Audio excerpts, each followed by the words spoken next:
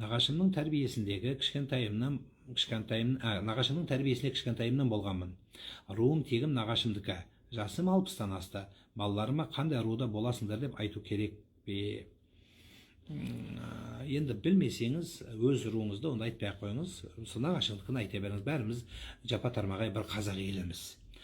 Қазақ ішіндегі ең таңдаған бір руды айтыңыз, Алла өз тауып алады атаңызды. Біз өзімізді қай руға қосып жүрміз, біздің шешеміз біледі нақты. Кейбір шешелер даже білмейтін шешелер көп екен ғой, қай рудан көтеріп қойғанда білмейді. Сондықтан не айтамыз, оны уайымдамаңыз, 60-тан ассаңыз уайымдамаңыз. Сіз 60-та руды уайымдамаңыз. Сіз 60-та қай бетіммен Құдайға барам деп уайымдаңыз. Қандай амалыммен Құдайға барам деп, руымды қалай айтам, менің балаларым кім деп шығарады өлгеннен кейін. Сіз өліп алғаннан кейін шығара береді, проблема. Оны уайымдама жан. Ағатайым, вообще уайымдамаңыз.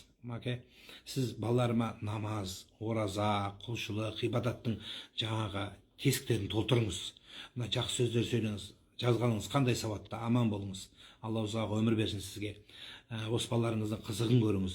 Балаларыңыздың тәрбиесіне мән беріңіз. Немерелеріңізді, егер балаларыңыз қолдан шығып кеткен болса, онда немерелеріңіздің тәрбиесіне жақсы, сыйлы, анау келіндерді шұқитын, келіндерге өсек айтқызатын, сондай келіндерді жамандайтын ата емес, кәдімгі балаларыңыздың басын қосатын. Содан кейін мешітке барыңыз. Мешіттегі имамдарға жәрдемші болыңыз.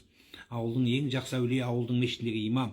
Соған барып, мен саған жәрдемші болайын. Қолынан келсе ақшалай қолымен, қолынан келмесе жақсы сөзіңменен. Ол имамның шамасы жетпейтін нәрсе бар. Кейде ауылда ұрыс болады, дау болады, жастардың келіспеушілігі, соны келісім орталықтарын құрып, соған жәрдемші болып, қазақтың, жастардың, ұрпақтарымызды бірлесуге жәрдем беріңіз. Имамды алдыңызға салып, міне біздің ұстазымыз, біз артында әскеріміз, біз жәрдем береміз. Мына қазіргі көп қолдайтын мәселелер болып жатыр мемлекетімізде. Сол қолдайтын нәрсеге жәрдемші болыңыз. Мына таза Қазақстан. Одан кейін айтайын дегенім, мынау әдеп, заң мен тәртіп аясында үлкен кісілердің көмегі керек болып отыр. Анау өтіріктен мошенник емес, анау алдап жағымпаздану үшін, баланы жұмысқа тығу үшін емес. Кәдімгі шынайы, от души.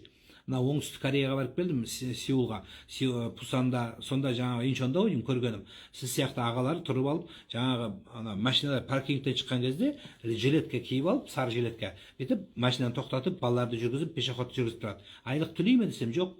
Біздің шалдарымыздың көбі өсек айтады. Одан қалса президентті жамандайды, одан қалса тықпайтын саясатқа мұрнын тығады, одан қалса бірін-бірін жамандайды, шетелдегілердің өсегін бізге алып келеді, біздің өсегімізді оларға айтып барады, одан кейін тұрып алып тұрып молдан жамандайды, одан қалса содан кейін барып қатынымен қырылысып, ең соңында келінге қарабет болады.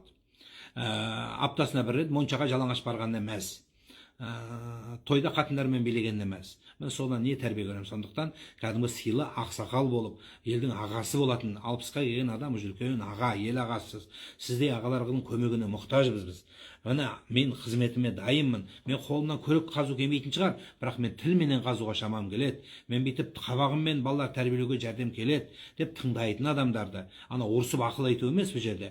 Біз жәрдемші болайық деп осы еліміздің жақсылығымызды жазып асырып, жамандығымызды жасырып, бір-бірімізге бауыр болатын сіз сияқты ағалар мен аналардың көмегіне мұқтажақпыз.